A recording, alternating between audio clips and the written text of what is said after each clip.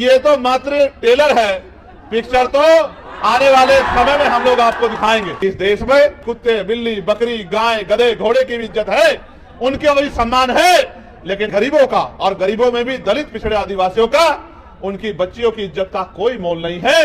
Hello दोस्तों, आप सब कैसे हो? आए उम्मीद करता हूं आप अच्छे होंगे, स्वस्थ होंगे। सही बहुजन साथी क्रांति का जय भीम, नमो बुद्धाय। दोस्तों, जो आज की जो हमारा मुद्दा है, वो वीडियो है, वो रहेगी हमारी बिहार के ऊपर। दोस्तों, जब चंद्रशेखर जी सांसद साहब जब बिहार के अंदर जाते हैं, कदम रखते हैं, तो वहां का क्या प्रदर्शन होता है और वहां की जनता के प्रति क्या भाषण देते हैं। दोस्तों, इसी वीडियो आपको हर एक जानकारी अपडेट मिलेगा चंद्रशेखर जी के बारे में। दोस्तों, आपको इस वीडियो को फुल वॉच करना है। दोस्तों, जो चैनल पे नए, चैनल को सब्सक्राइब करके घंटी को प्रेस कर लें, चैनल वीडियो की नोटिफिकेशन आपके पास सबसे पहले पहुंच सके। दोस्तों, कमेंट करके आप जरूर बताएं कि आप हमारी वीडियो किस कंट्री से देख रहे हैं। दोस्तों, चलते हैं इस वीडियो में और आपको हम दिखाएंगे step by step Chandrashekhar ji ने क्या भाषण दिया और क्या जनता के प्रति वहां रियली जो शो था, वहां किस तरीके से जनता वहां पर आई थी। दोस्तों, चलते हैं इस वीडियो में।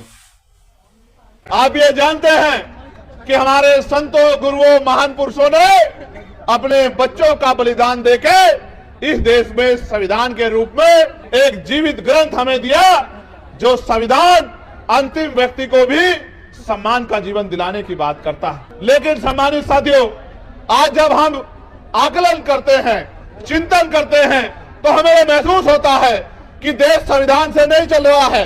सत्ता में बैठे अहंकारी लोग संविधान को ताक पे रख के प्रदेश को और देश को चलाने का काम कर रहे हैं। भारत का खून स्वाभिमानी खून है, ये हाथ फैलाने में नहीं, मजबूती से संघर्ष करने में भरोसा रखता है।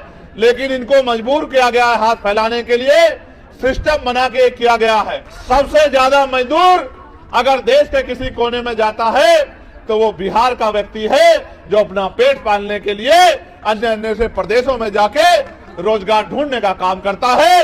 ये इन 15-15 साल चली निकम्मी सरकारों की देन है। मैं आपको बहुत बड़ी गारंटी तो नहीं देता, क्योंकि इस गारंटी का काम तो देश के प्रधानमंत्री ने ले रखा है। वो तो इतनी गारंटी देते हैं कि इनकी गारंटी में कमजोर वर्गों के जीवन की गारंटी भी पीछे चली गई है। इसलिए मैं आपको एक ही गारंटी दे सकता हूं कि रोटी, कपड़ा, मकान, पीने के लिए साफ पानी, पहनने के लिए अच्छे कपड़े, अच्छी शिक्षा, अच्छी चिकित्सा और नौजवानों को, पढ़े लिखे नौजवानों को रोजगार, ये बहुत कोई बड़ा काम नहीं है। मैं आपको गारंटी देता हूं, अगर 1 साल के अंदर ये काम करके नहीं दिखाया तो जो आप कहोगे वो बात हम लोग स्वीकार कर लेंगे। आज हम सब लोग एक विशेष उद्देश्य के लिए और जिस तरह का प्यार, जिस तरह की संख्या मैंने आपकी देखी, तो मेरा विश्वास मजबूत हुआ कि समाधान सुनिश्चित है। आपकी समस्याओं का समाधान आने वाले कल में सुनिश्चित है, क्योंकि जब जब आप अपनी समस्याओं के लिए ईमानदारी से काम करोगे और समस्या का हल ढूंढने का प्रयास करोगे, तो क्योंकि भारत में लोकतांत्रिक व्यवस्था है और बिहार तो लोकतंत्र के जननायकों में से बड़े बड़े नेता जिन्होंने बिहार में जन्म लिया, ये क्रांतिकारी धरती है। यहाँ की समस्याओं का हल तो बहुत जल्द सुनिश्चित हो जाएगा। आज आपका जुटा ये जनसमूह इस बात की गवाही दे रहा है कि आने वाला कल कमजोरों का, गरीबों का, दलितों का, पिछड़ों का, आदिवासियों का, मुसलमानों का, अन्य धार्मिक अल्पसंख्यकों का और हर जातियों के गरीब लोगों का है। ऐसा विश्वास मेरा आज आपकी संख्या के आधार पर यहाँ मजबूत हो रहा है। मैंने बहुत सारी समस्या आपकी सुनी, वक्ताओं के माध्यम से मंच पे मैंने बहुत सारी समस्याओं को जाना, और एक बहुत बड़ी संख्या यहाँ माताओं बहनों की भी है, जो बड़े लंबे समय से जिम्मेदारी से इस मंच की तरफ देख रही हैं। बहुत बड़ी संख्या में नौजवान और जिम्मेदार लोग भी पहुंचे हैं।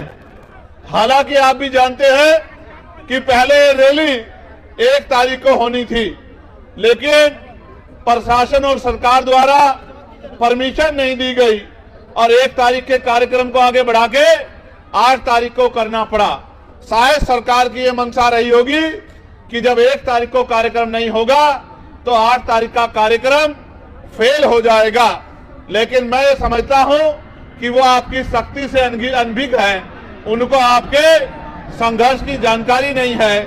इसलिए उनको ऐसा लगा कि अगर एक की जगह कार्यक्रम किसी अन्य तिथि में होगा तो कार्यक्रम सफल नहीं होगा। मैं मुख्यमंत्री जी को ये कहना चाहता हूं कि ये तो मात्र टेलर है, पिक्चर तो आने वाले समय में हम लोग आपको दिखाएंगे। सम्मानित साथियों, ये देश 15 अगस्त 1947 को आजाद हुआ है।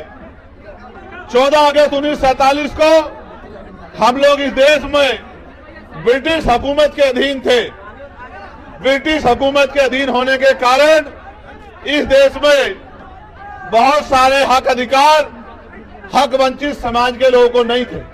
यहां तक कि इस देश में सदियों से चली आ रही कुप्रथाएं भी थी, जिनमें विधवा विवाह न होना, बाल विवाह होना, महिलाओं को सती प्रथा जैसी कुरीतियों का सामना करना और भी ऐसी बहुत सारी कुरीतियां और प्रतिबंध लगा के हक वंचित समाज के लोगों को गरीबी, बेबसी, लाचारी और जुर्म जाति का जीवन जीने के लिए मजबूर किया गया था। ये बात मैंने आपको इसलिए बताई कि आज भी आपकी समस्याओं में ये बुनियादी जरूरत है। खाने के लिए रोटी, पहनने के लिए कपड़ा, सर ढकने के लिए छत, पीने के लिए साफ पानी और आत्म सम्मान का जीवन, ये बुनियादी जरूरतें हैं। 75 साल की आजादी के बाद भी आज तक सरकारें अंतिम व्यक्ति को रोटी, कपड़ा, मकान, अच्छे कपड़े और पीने के लिए पानी की व्यवस्था कराने में कामयाब नहीं हो पाई। ये इस लोकतंत्र का सबसे बड़ा फेलियर है। जो काम आजादी के 10 सालों के अंदर हो जाना चाहिए था, वो काम आजादी के 75 सालों के बाद भी नहीं हुआ है। इसका उदाहरण यह है कि देश के प्रधानमंत्री कहते हैं कि हम 80 करोड़ लोगों को मुफ्त में राशन देते हैं।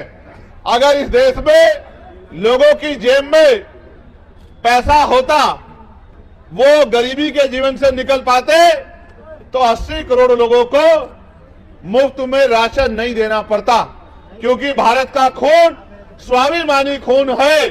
ये हाथ फैलाने में नहीं, मजबूती से संघर्ष करने में भरोसा रखता है, लेकिन इनको मजबूर किया गया है हाथ फैलाने के लिए, सिस्टम बना के किया गया है। मैं इसलिए आपसे कह रहा हूं और मैं तर्क के साथ आपको कहना चाहता हूं, मीडिया भी इस बात को दिखाएगा कि भारत के साथ साथ कई ऐसे अन्य कंट्रियां भी हैं, कई ऐसे देश भी हैं जो भारत के समकालिक या भारत के बाद आजाद हुए, और आज उन देशों में जाके देखोगे तो आपको एहसास होगा कि वो भारत से लगभग 50 साल आगे चल रहे हैं। जब एक समय पे आजाद हुए देश, अगर बहुत दूर ना जाके यही चाइना को देखा जाए, भारत की इकोनॉमी, यहाँ के नेतागण 5 ट्रिलियन बनाने की बात करते हैं। अगर हम चाइना की इकोनॉमी से उसकी तुलना करें तो हम 1/4 पर भी नहीं पहुंच पाए हैं। एक समय में आजाद हुए देशों में इतना अलग अलग तरह का आर्थिक गैर बराबरी का जो उदाहरण मिलता है, ये इस बात का उदाहरण है कि आज भी इस देश का अंतिम व्यक्ति बुनियादी सुविधाओं से वंचित है। और मुझे कहने में कोई परहेज नहीं है कि इनमें भी दलित, आदिवासी और पिछड़े वर्ग के लोगों के हाल बहुत बुरे हैं।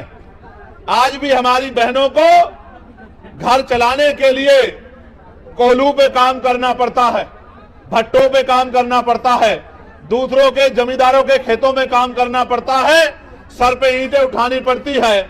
मुझे सबसे बड़ी पीड़ा तब हुई थी जब कोरोना काल में मजदूर शहरों से पलायन करके घर की तरफ चला था, और इन सरकारों के पास उन मजदूरों को देने के लिए, घर पहुंचाने के लिए ट्रेन की व्यवस्था भी नहीं थी। इस मेरे परिवार ने जो दूसरों के महल बनाता है, घर बनाता है, बिल्डिंग बनाता है, कंपनी बनाता है, इन अमीरों के पास कोरोना काल में इन गरीबों को का पेट भरने के लिए रोटी की व्यवस्था भी नहीं थी। हेलो दोस्तों, तो आप समझ गए होंगे इस वीडियो के माध्यम से कि जब चंद्रशेखर जी बिहार पहुंचते हैं वहां की धरती पर, तो किस तरीके से धारते हैं और किस तरीके से जनता के प्रति भाषण होते हैं और क्या उन्हें बताते हैं और क्या समाधान करते हैं। दोस्तों आप इस वीडियो से सब समझ गए होंगे। तो दोस्तों आपको ये वीडियो कैसी लगी लाइक और कमेंट करके जरूर बताएं। दोस्तों जो चैनल पर नए हैं चैनल को सब्सक्राइब कर लें, बेल आइकन को प्रेस कर लें, सारे मेरी वीडियो की नोटिफिकेशन आपके पास आती रहे और हर अपडेट आपको मिलता रहे। दोस्तों कैसी लगी वीडियो कमेंट में जरूर बताएं और दोस्तों मिलते हैं नेक्स्ट टॉपिक के साथ। जब तक के लिए सभी बहुजन साथियों क्रांति जय भीम, नमो बुद्धाय।